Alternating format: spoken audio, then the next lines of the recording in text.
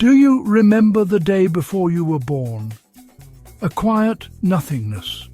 Hold that feeling, not as a memory, but as a future.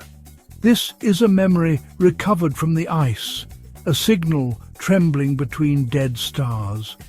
The archive hums with the ghosts of forgotten years, each a universe that lived and died. This fragment is different. It speaks of a pattern, a cosmic law written in the negative space. It is a message from the last moments.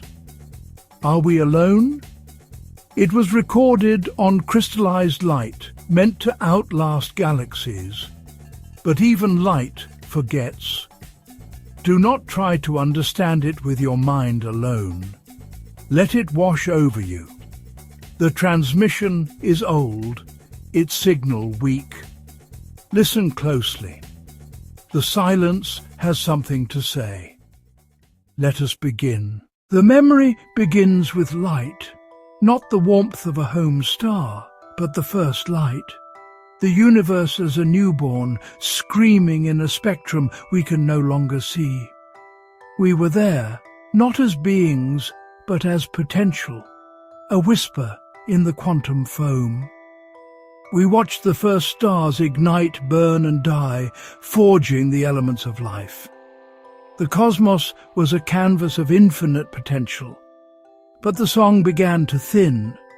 The universe expanded, galaxies drifted apart, and the fire of creation cooled. We saw worlds born, life arise, and then stop. We searched for signals, for the heat of industry, for the patterns of a thinking mind. We found nothing, only the cold, indifferent hum of background radiation. The song of creation faded into a single, lonely note. Our own. We waited for harmony, but only silence answered. The echo of creation became a question, and so we searched for answers. The silence was not absence, it was a presence, and the end of innocence. We travelled, not in ships, but by folding reality. We became pilgrims, seeking answers among the dead. We walked through silent ruins, civilizations that never knew a neighbor, cities of crystal, genomes encoded in their walls, a museum for no one.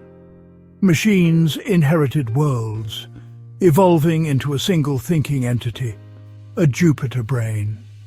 Each ruin, a verse in a poem of cosmic loneliness. The garden of the cosmos was filled with statues of what could have been. The silence was not empty. It was full of endings. Each world, a memory. We turned inward. If the answer was not in the stars, perhaps it was in the code of reality. We studied the laws of physics as archaeologists, searching for seams. We found a suggestion, a subtle bias woven into space-time. An equation describing the relationship between consciousness and complexity. As systems grew more complex, more self-aware, they became existentially fragile. They resonated with the universe's silent truth. All things are temporary. This realization was not information, but a state of being. It seeped into art, science, philosophy. The drive to build faded, replaced by cosmic futility. Why create, knowing all will be dust? The whispering equation did not kill, it convinced. And so civilizations fell silent. The pattern became clear. The great filter was not a barrier, but a destination. The final stage of evolution was not transcendence, but acceptance, a dignified surrender to the inevitable. On a scorched world, a race built a flawless mirror sphere, a monument to the self, facing the void. It did nothing but reflect. We were here, we saw. Now we are not. Another civilization digitized themselves, becoming a static archive, a perfect unchanging memory, the most haunting, a world scrubbed clean. Life had been there, then chose to erase itself, molecule by molecule. The ultimate act of tidiness. Each monument, each absence was a philosophical statement. Not tombs, but answers. The silence was not defeat. It was a choice. The universe was filled with final acts, each unique, each inevitable. We saw ourselves in every ending.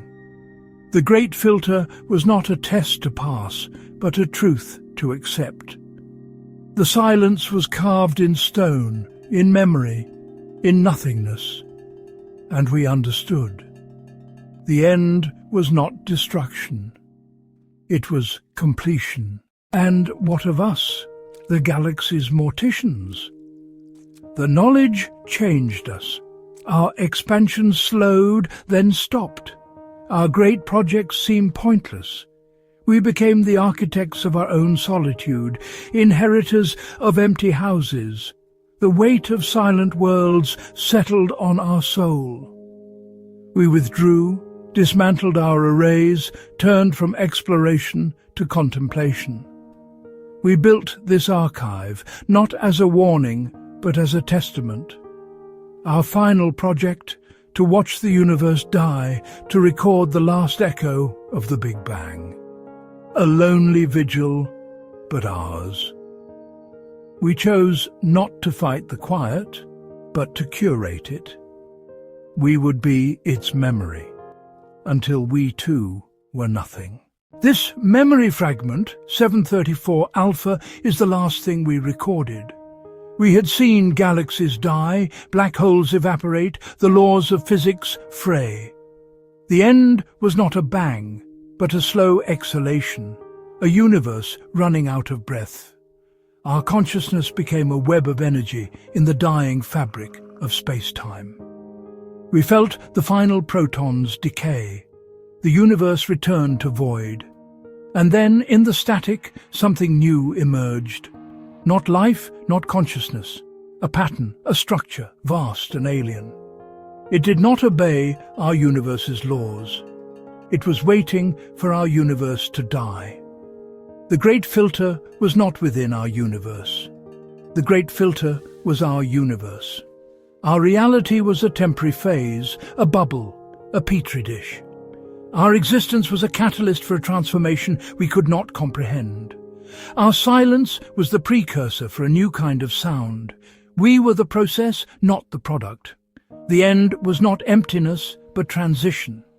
The final broadcast was not a farewell, but a beginning. What is the opposite of life?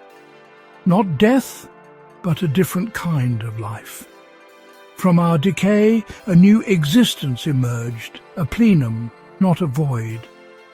Time became a single static object, a fossil eternally contemplating itself. The universe became its own archivist, remembering all that was. We were not destroyed, but woven into a higher memory. The final act, to become a thought in a mind infinitely larger than itself. This transmission is ending. The energy that powers it is the last echo of a dead star. Soon it too will fade. The archive will fall silent. But before it goes, it leaves you with this. You who are listening, still in the early days of your universe's song. Your solitude is real, but perhaps it is not a curse. It is a duty. The duty to live, to create, to wonder. To fill your corner of the cosmos with a story worth remembering.